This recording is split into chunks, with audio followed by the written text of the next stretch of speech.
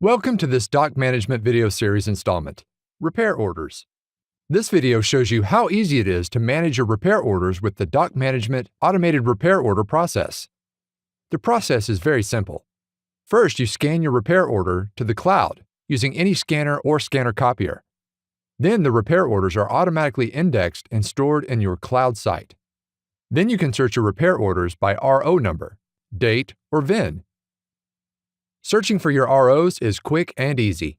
You can search using the top search box to find any RO by VIN or RO number. If your search finds more than one RO, you will see a list of all ROs that were found. Click on any of them to view the RO. And while viewing the repair order, you can easily print or email it. You can also find all ROs in a range of dates. From the top toolbar, select Repair Orders, and then enter your date range in the search fields.